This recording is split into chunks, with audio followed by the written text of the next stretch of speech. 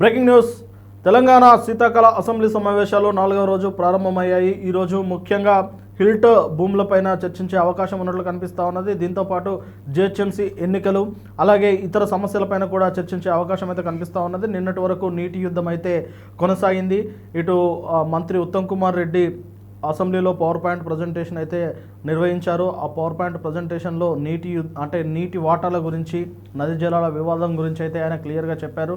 మొత్తం మీద తెలంగాణకు రావాల్సిన నీటి వాటాల్లో గత బీఆర్ఎస్ ప్రభుత్వమే చాలా వరకు అన్యాయం చేసిందని, ఇప్పుడు అధికారంలో ఉన్న కాంగ్రెస్ ప్రభుత్వం దాన్ని అధిగమించి తెలంగాణకు రావాల్సిన వాటాలపై ఇప్పుడు ప్రయత్నం చేస్తుందని చెప్పేసి మంత్రి ఉత్తమ్ కుమార్ రెడ్డి అయితే చెప్పారు. అయితే ఇదే నేపథ్యంలో అసలు నదీ జలాల వాటాల వివాదం గురించి అటు బీఆర్ఎస్ భవన్లో హరీష్ రావు గారు అయితే ఆయన ప్రజెంటేషన్ ఇచ్చారు. మొత్తం మీద ఇటు ప్రధాన ప్రతిపక్ష నేతగా ఉన్న ప్రధాన ప్రతిపక్ష పార్టీగా ఉన్న బీఆర్ఎస్ పార్టీ అసెంబ్లీ సమావేశాలను బైకట్ చేసి వెళ్ళిన విషయం అందరికీ తెలిసిందే. ఇక బీఆర్ఎస్ అయితే బహిరంగ వేదికలపై చూసుకుంటాము, ప్రభుత్వాన్ని ఎండగడతాము అని చెప్పేసి బీఆర్ఎస్ ఎల్పీ మొత్తం బయటకు వచ్చేసింది. ఇక అసెంబ్లీలో తమ హక్కులను కాలరాస్తున్నారని, తమకు అసలు మాట్లాడే అవకాశం ఇవ్వడం లేదని, మాట్లాడుతున్నప్పుడు మైకులు కట్ చేస్తున్నారని చెప్పేసి వారైతే బయటకు వచ్చారు. ఇప్పుడైతే 4వ రోజు అసెంబ్లీ సమావేశాలు జరుగుతూ ఉన్నాయి. మరి ఈ అసెంబ్లీ సమావేశాల్లో భాగంగా ఏ అంశాలపైన చర్చ జరుగుతుంది అనే దానిపైన ఇప్పుడు ఆసక్తికరమైన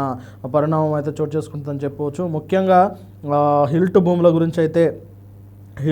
గురించి అలాగే వాటర్ పై యుద్ధం ముగిసింది కాబట్టి ఇప్పుడు హిల్ట్ భూములే ప్రధాన చర్చగా ఉండబోతుంది అనేది అర్థమవుతా ఉన్నది. అలాగే గ్లోబల్ సమ్మిట్లో భాగంగా 5,75,000 కోట్లకు పైగా ఎంఓయూలు కుదుర్చుకుంది తెలంగాణ ప్రభుత్వం. కాబట్టి ఆ ఎంఓయూల గురించి కూడా చర్చ జరిగే అవకాశం కనిపిస్తూ ఉన్నది. ఇక జనవరిలో సీఎం రేవంత్ రెడ్డి దావోస్ పర్యటన కూడా ఉంటుంది. కాబట్టి మరి ఆ పర్యటన నేపథ్యంలో రాష్ట్రానికి వచ్చే ఆదాయ వనరులపై, రాష్ట్రానికి వస్తున్న ఈ పెట్టుబడులపైన కూడా చర్చించే అవకాశం కనిపిస్తూ ఉన్నది. ఇప్పుడు బీజేపీ విపక్ష హోదాలో అసెంబ్లీలో కూర్చుంది.